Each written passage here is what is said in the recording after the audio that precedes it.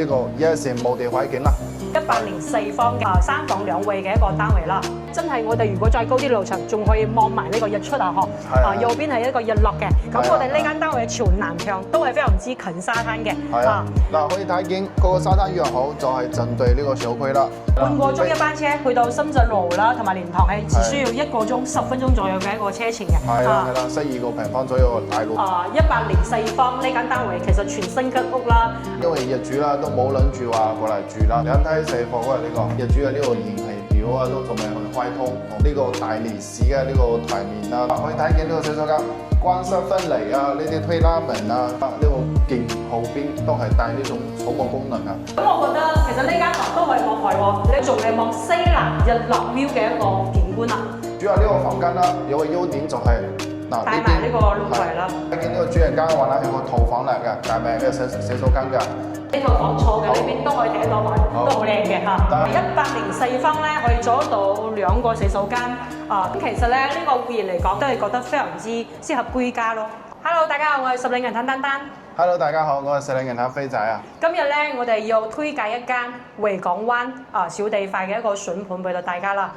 咁我哋依家所在嘅位置咧係2棟嘅1單元。7樓嘅位置啦，係啦，最前排嘅。係嗱，可以先俾我哋觀眾朋友望下呢個一線冇地環境啦。哇，望出去真係好開放，好舒服啊！輝哥當其時咧，我記得我哋拍攝過一間喺樓下2樓嘅一個單位啦。咁當其時嘅價錢係60幾萬，不過我哋呢間價錢嚟講，佢係去到89萬嘅，104方嘅，都係一個3房2衛嘅一個單位啦。係。主要話咧有啲唔一樣係咩咧？就係我哋頭先之前影嘅嗰個2樓嘅，佢望出去咧，因為前邊都係有海鮮餐廳嘛，都係擋住少少啊。但係我而家呢套房嘅話咧就係7樓啊，佢呢個係冇遮冇擋㗎。係啊，主要嚟講綠化呢邊嘅話，佢會遮住咗咯，低樓層咯。咁依家7樓呢個位置嘅一個 view 啦，其實左邊嘅海同埋右邊嘅海都可以擁有。相當於咧，真係我哋如果再高啲樓層，仲可以望埋呢個日出啊！右邊係一個日落嘅。咁我哋呢間單位朝南向，都係非常之近沙灘嘅。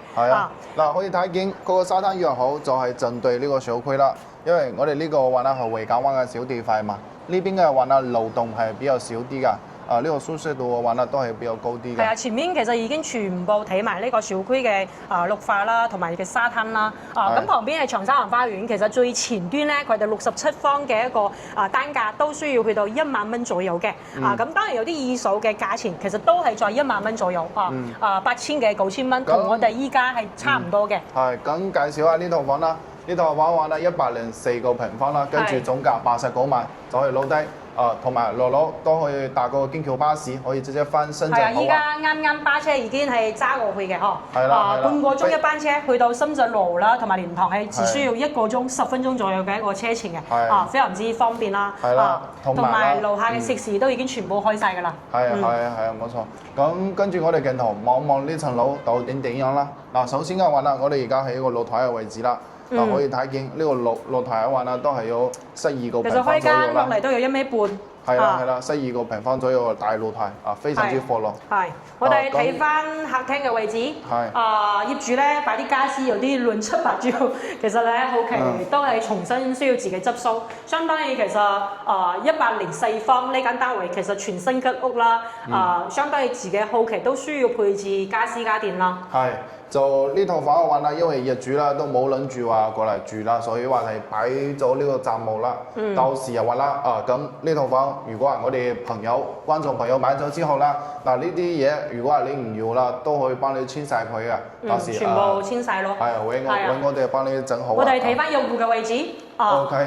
其實呢邊佢係幾梯幾伙啊？2梯4伙嘅呢個。2梯4伙啦，相當於其實入門lift 鋪再過嚟就係單獨嘅位置，唔使擔心話lift 鋪會唔會上下好嘈咧。其實呢邊有單獨一個防火門嚇。係啦，冇錯。係啊。仲有啦，就係呢個2梯4伙，後邊嗰2伙嘅話咧係大單位啊嘛。嗰個係120平方同埋134平方嘅。嗰2個戶型嘅話啦，景觀嘅話咧係冇咁好啊，就係呢前邊呢2套。個景觀係冇遮擋㗎，呢個係一個優點嚟嘅。咁我哋入嚟可以睇下呢套房嘅情況啦。嗱，首先嘅話啦，門都係嗰時開發商嘅交房標準啦。呢個係粉霧嘅呢種紋，但係呢個都比較結實啲嘅鋼化紋嚟嘅，佢唔係木紋嚟嘅。跟住又揾啦，可以睇見密碼鎖啦，可以用手勢啊，可以撈卡啦，可以用呢個指紋啦，都係非常之方便啦。3合1嘅一個自動密碼鎖啦，係啦。同埋後面都有一個電掣啦，詳細每個房間嘅開關都已經寫得清清楚楚嘅。我哋睇翻廚房。OK， 咁我哋睇下呢個廚房啦。可以睇見點解話業主係冇過嚟住過啦？可以睇見業主嘅呢個燃氣表啊，都仲未去開通，同埋呢個熱水爐啊呢個位置都係留好啊，都係仲未開通噶。呢個係一個雪櫃嘅呢個位置啦，一個優自然嘅呢個大廚房啦。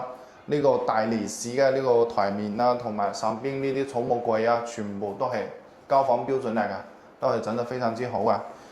同埋啦，我哋維港灣呢邊作為係石嶺銀灘最新嘅2手樓，可以睇下呢個交樓標準都唔一樣，呢個燈嘅呢個開關都係暗掣嘅，係佢都係呢種觸碰式嘅就非常之高端咯係。同埋咧都有一個可視對講機啦，咁如果樓下咧嗰啲嘅朋友上唔到嚟，可以撳下啦，咁再睇翻呢間房間嘅開間有幾大啊？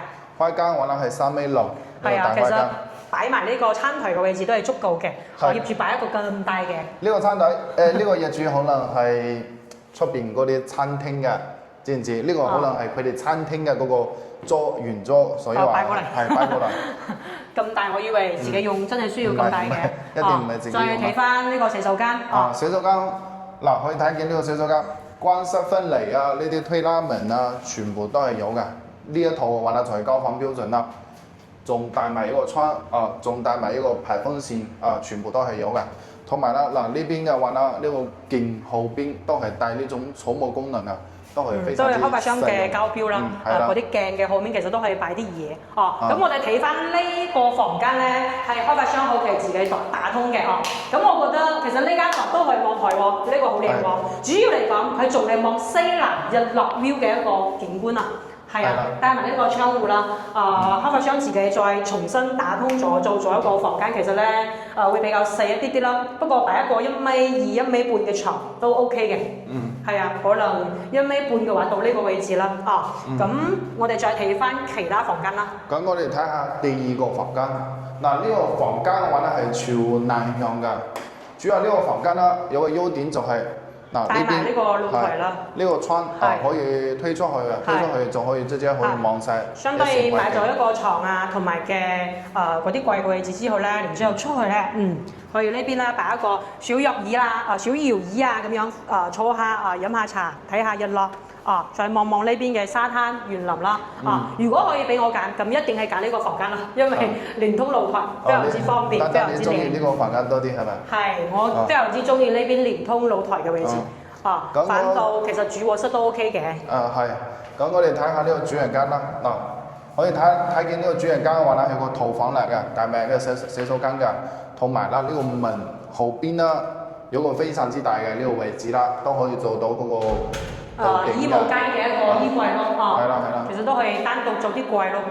我哋睇下呢個洗手間，哇！呢個洗手間都非常之闊㗎，非常之大㗎。係，其實咧，我覺得維港灣呢邊嘅質素好啲嘅地方，因為你睇得到佢嘅呢邊嘅嗰啲瓷磚啊，佢都係同埋咧佢唔係咁容易污糟咯，同埋呢邊嘅頂其實都好新嘅，因為呢個業主其實都未過嚟呢邊住。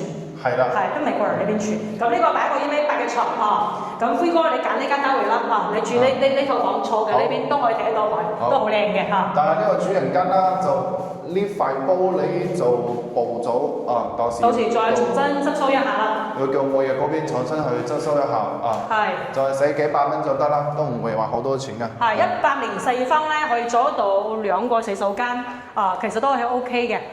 咁其實咧呢個會員嚟講，我哋睇晒之後咧，都係覺得非常之適合居家咯。係。咁我哋呢套房嘅話啦，我哋就睇完啦，我哋做翻一個簡單嘅總結啦。首先嘅話啦，丹丹你係講優點定係講缺點啦？我講下呢間房嘅一個優點啦。咁其實咧，維港灣呢邊區別於其他嘅3期1期，呢邊都係非常之新，係幾年交樓㗎。呢邊交樓嘅話咧係2022年左右交樓嘅。係，都係非常之新嘅，從地磚啊、牆身啊，包括依家嘅所有嘅門啊嗰啲嘅質素，其實係相當啲乾淨企理嘅，咁質素都係相當啲高。咁最主要嚟講咧，我哋依家係最前排嘅2座嘅一個位置啦，落路嘅沙灘最近沙灘最近沙灘一個位置。咁當其時業主都係買咗幾多錢咧？當其時嘅話啦，呢套房係84萬買翻嚟嘅。相當於依家業主其實係打咗一個差唔多六七折左右啦，7折左右嘅一個價錢，匯入落嚟89萬104方嘅一個3房，8000幾蚊嘅一個單價，非常之抵啦。咁當然啦，我哋之前都拍攝大地塊咧，都有一間60幾萬嘅單位，不過係景觀係冇我哋依家咁闊綽嘅相當於佢只可以望得到一邊嘅海景，係望唔到呢邊。相當於係一個180度無敵景觀啦。咁呢邊嘅交通都非常之方便啦。樓下呢邊睇得到依家行緊嘅呢個樓下嘅一個穿梭巴士啦，佢係可以免費去到3期同埋1期，都有堅橋巴士可以去到深圳路啦同埋蓮塘，所以交通、海景同埋樓下沙灘嘅一個商業都係相當啲 OK 嘅。係啊，冇錯。咁你覺得缺點咧？缺點嘅話啦，首先啦，第一我覺得呢個價錢都係仲貴啲。因為點解啦？因為我哋之前影咗60幾萬、70幾萬嘅嘛，都係望到海景，就係冇咁開闊啦。當然啦，呢間點解89萬啦？因為呢間海景真係全部望晒嘛。整個呢個石嶺其他鴨鋪9呢邊嘅海景全部係望晒，冇遮擋㗎。呢個係佢嘅優點啦。係啊，89萬仲可唔可以傾傾啊？89萬如果係到時嗰啲你哋過嚟睇咗啊，再問問業主咯。係啊，不過你話會唔會平多10萬8萬咧？冇可能㗎啦，因為業主其實當其時買咗140萬嘅價錢都已經腰斬啦。跟住嘅話咧，第二個話咧就係頭先嗰個主人間咯，嗰個玻璃嘅話咧爆咗咯，之後去重新去整下咯。咁其他話咧就係我哋呢個客廳啦，有嗰啲雜務咯，到時佢要清理一下咯。呢個話咧都係小問題㗎啦，都唔係話好大問題啦。主要係你中意呢個景，接受到呢個價錢，不妨嘅話啦，可以過嚟望望，睇一睇呢套房啦，104個平方啦，89萬就可以攞低，一視無地嘅海景係相當之唔錯㗎啦。咁如果話過嚟睇樓啦，都係提前1日或者話半日時間，可以同飛仔或者話丹丹同我哋約時間啦，跟住我哋可以安排專車，直接從土灣嗰邊車你過嚟睇樓。如果話睇完呢套仲唔中意嘅話啦，我哋仲有其他嗰啲筍盤單位嘛，大啲細啲嘅，望海景，望海景價錢平啲嘅，同埋開放式單間嗰啲產品啊，我哋都有嘛，大家都去對比選擇，都去對比下啦，都唔緊要啦。咁如果話睇到呢度仲唔係訂閱我哋呢個號嘅話啦，不妨可以點個免費嘅呢個訂閱啦，多謝大家，同埋啦，咁等等你有冇其他想講？其實我覺得呢間房嘅一個缺點，可能有啲客咧覺得會近馬路啦，會有啲嘈啦。不過其實呢邊都係一個小區嘅一個園林道路啦，同埋呢邊嘅一個質素係做得相當啲 OK 嘅，所以其實如果係唔想咁近海邊啊，或者有啲噪音嘅嗰啲觀眾朋友，咁你如果係想揀回港灣好排都 OK 嘅，咁其他都係冇咩缺點。呢期視頻講解到呢邊啦，拜拜。拜拜。